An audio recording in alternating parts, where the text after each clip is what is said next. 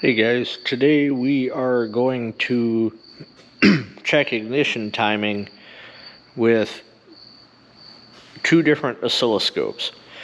How we're going to achieve that is we have an ignition pickup here that we're going to attach to the number one spark plug wire, and then we're going to set this pressure transducer up in the number one cylinder, and then record a idle event and then measure the angle of the ignition firing event versus top dead center using the pressure transducer. So this is what we're going to use. That's just the lead for the transducer, and then we've got our compression hoses here. Obviously, make sure the check valve's taken out of the end because we don't want that to hold pressure in it. We want dynamic pressure in and out of the pressure transducer. So we're going to use the MT Pro, and we're going to use the Pico scope. I believe this is a 4425. Yeah, 4425. And there's a couple of reasons you might want to do it this way versus a conventional timing light. One of the reasons is, if you look way down in there, you can see the indicator down by the balancer, I think. Hopefully you can see that down there. It's black and oily, so is the balancer. On clean V8s and stuff with a nice indicator, a lot of times what we'll do is we'll take and add a white paint stick mark. Grab my paint stick. So we'll add a paint stick mark to the number one top dead center mark on the balancer in order to see it really well with a timing light. Well, the problem that we have on this is, first of all, there's a skid plate on the bottom. Let's grab that light. I'll show you that quick. So it's not really convenient to get to the balancer, first of all, because there's a skid plate down there I got to take off.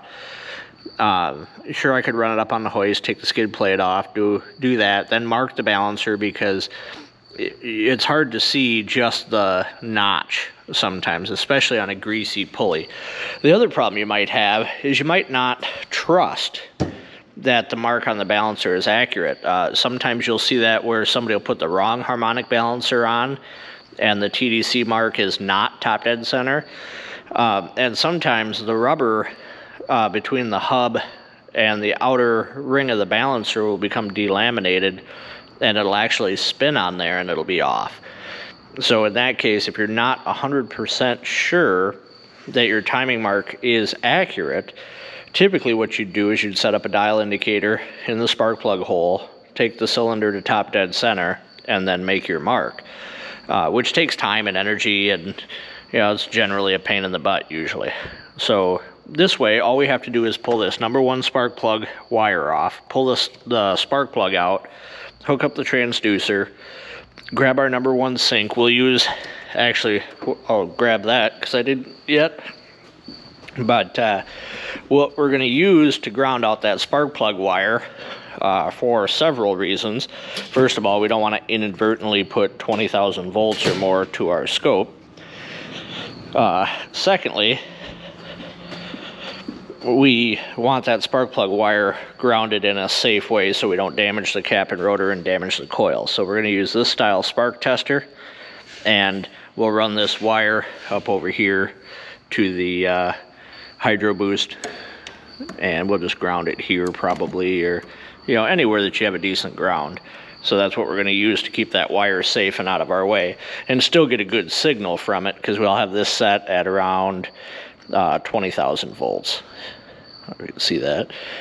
So I'm going to get that set up, and then we'll get going on it, and I'll take a capture with the MT Pro, I'll take a capture with the Pico, and then we can compare the two. But really, I've used this already. I've done it with the MT Pro a few times.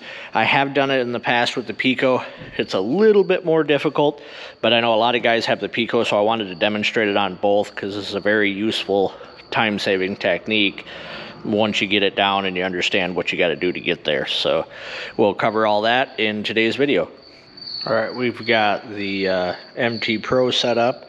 This lead here is going to my pressure transducer, which is on cylinder number 1. You can see we have number 1 spark plug wire ran up here with pickup lead on it and our spark tester.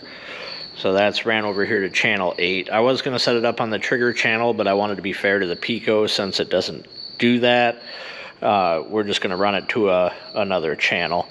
So I've got that set up here to record my number 1 sync and my pressure. So now we're going to go start the vehicle. Oh, start the file first. We're going to start our recording.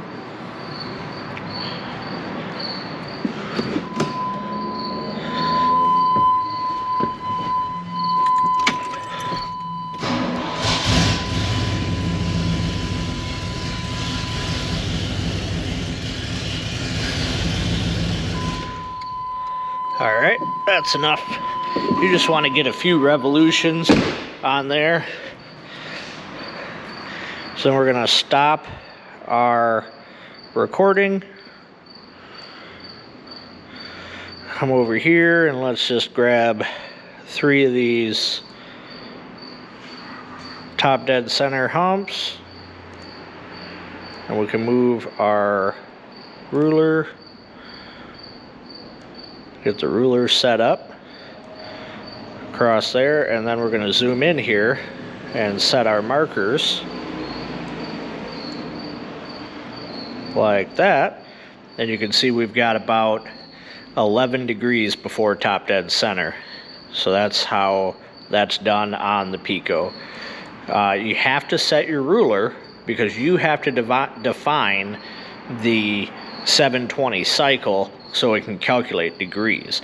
And you can see the markers don't move with zooming in and out, but the ruler does. So you can see how my marker boxes changed when I zoomed out. Now I'll zoom back in, put my markers back, and you can see the ruler changes when you zoom in and out. The markers don't. But we're at 11 degrees before top dead center with this setup. So now I'm going to set up the Pico and do the same thing and show you just show you how it's done on both tools. So that's how you do it on this. Pretty simple, straightforward, and fast. This whole setup takes about as long as it takes to take the spark plug out and screw the transducer in and set it up. And you can see how fast it goes from recording to looking at it and determining your ignition angle.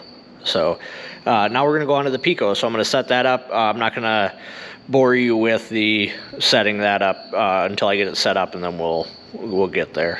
So same, I'm not going to show you how to take a spark plug out. I think you guys could figure that out. All right, now we've got the Pico set up. Same.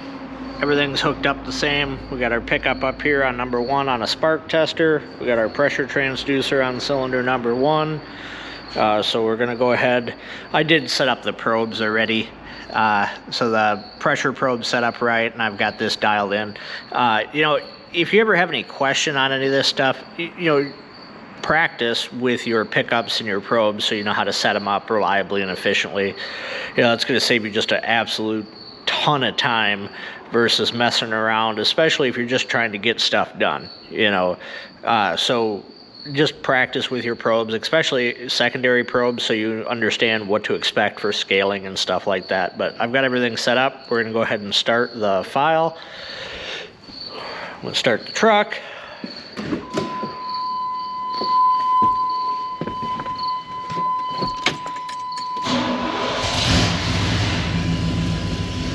Let it run for a few seconds. Alright, now we'll stop that file.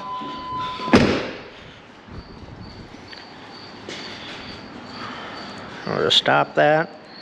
We'll go back here and get our zoom. And that should be good. So let's drag our rulers out.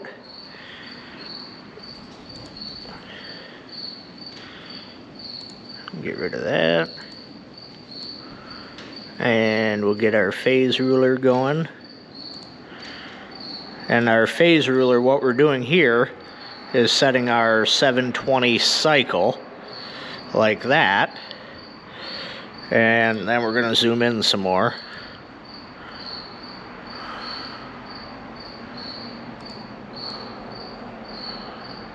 And we'll get maybe a little more. There we go. So now that we have our 720 cycle set, we can take our other measures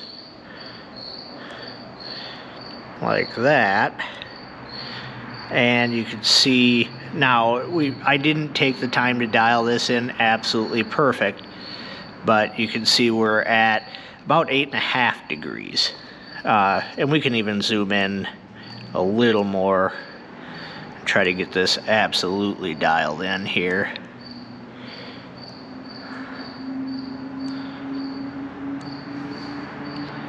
You know, and yeah, so we're about 9 degrees here, and let's check our other end of our phase ruler. We could probably get that a little closer too.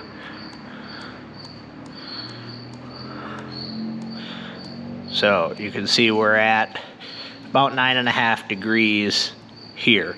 And I didn't change anything. So you got to remember your accuracy this way, you know, you might be off by 1 or 2 degrees. And if that really matters in a high performance application or something like that, you're going to want to go back to just actual mechanical measurements. Otherwise, you know, or digital measurements if you're using like crank angle sensors and stuff. But otherwise, you know, this is a good way to do it in a pinch. If you're not sure if your balancer's spun, or if you're not, you know, you don't know if your timing mark's reliable, or you don't know if you can see your timing mark, or it's going to be a big pain in the butt and take you half an hour to put a mark on that thing so you can see what you're doing. So, you know, this is just quick and dirty. We're within really 1.5 degrees between the two scopes, and you can see it can be done with either scope. So anyway, I just wanted to show you how that's done. Again, it's really important to understand, and here you can see the differences with the MT Pro.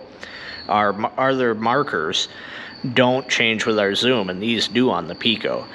And our phase ruler obviously scales with our zoom.